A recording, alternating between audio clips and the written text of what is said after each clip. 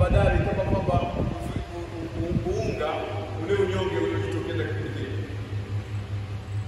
Anaendelea Mwenyezi Mungu Subhanahu wa Ta'ala kutuambia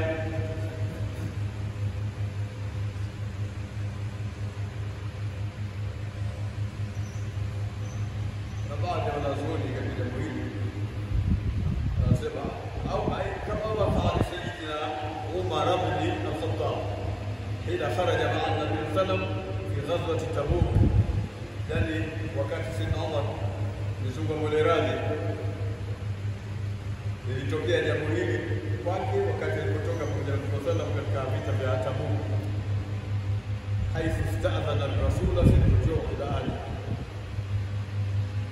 Yeye alitokea kutaka ruhusa Mtume kama ngoja nirudi kuona kidogo kuna jambo fulani.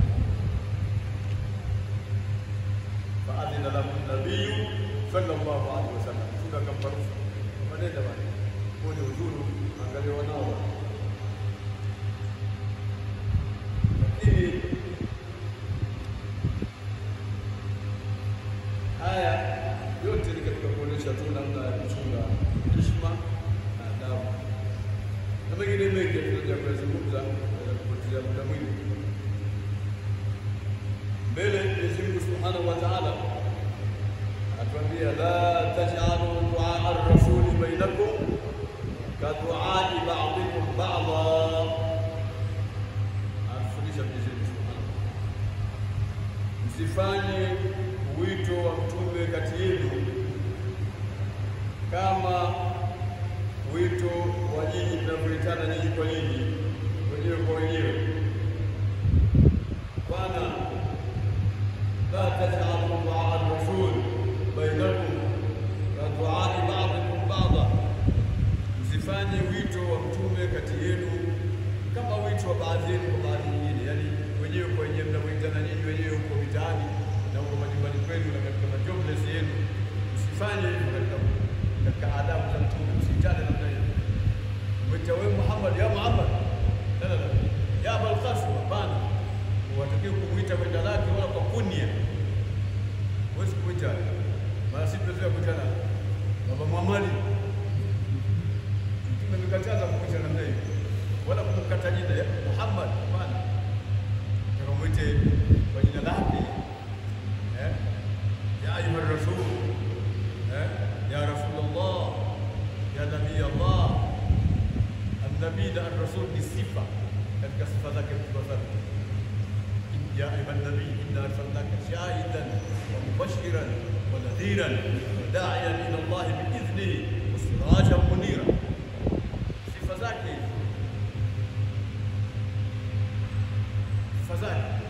kwamba Mtume sallallahu hapa ni mtukufu kwa cheo, an-Nabii ar-Rasul.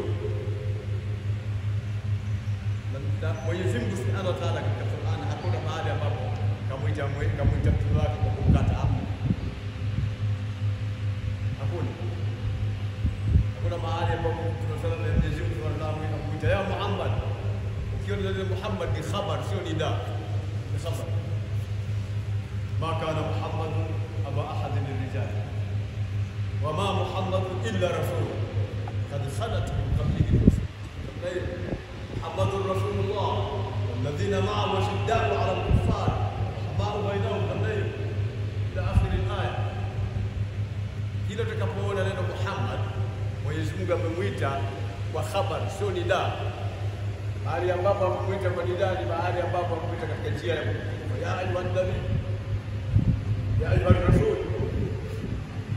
Namna hiyo adabu, watu wawe na adabu, sio kumkata mtume katika adabu na lake. Ndio nakataza Waislamu hapa, msifanye wito wa mtume kati yenu kama mnapoitana nyinyi kwa nyinyi, bi an taqulu, kusema ya Muhammad, bal qulu ya Nabii Allah, ya Rasulullah, fi dini wa tawadhu wa khafd sauti.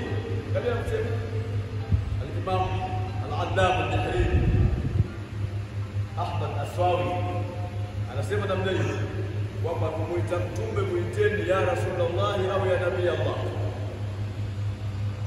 tena aitwe kwa adabu kamili.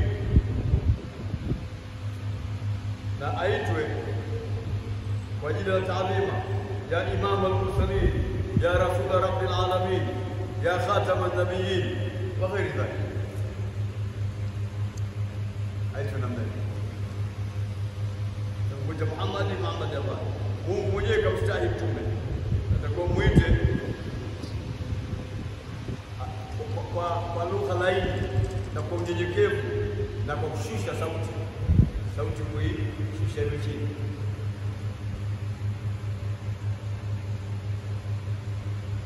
Ndarudi huko kwa ulama warafatul anbiya. Mtume hayupo sasa, lakini waliopo ni ulama, ndio warafatul anbiya. Warafatul anbiya, na mitume yote toka Adam mpaka Muhammad sallallahu alaihi wasallam, ulama ndio warithi hao. وعلى رأسهم محمد صلى الله عليه وسلم. Lakini mashekhe ndio kujua sana hichi. Yaani katika watu waliopata balaa katika ulimwengu ni mashekhe. Mashekhe hawana thamani, hawana kima, wale wote mashekhe wote wamejaa. Na mashekhe wetu wametoka Maghrib, kutoka Morocco kwa ajili ya sala kusalisha. Thamani ya watu kujua umuhimu wa wanazuoni. Waletewa wanazuoni wawili mnaona ambao ndio wametusalisha mwezi mzima wa mwezi wa Ramadhani. Tarawih ni ghasli, yani khutba zote na hivi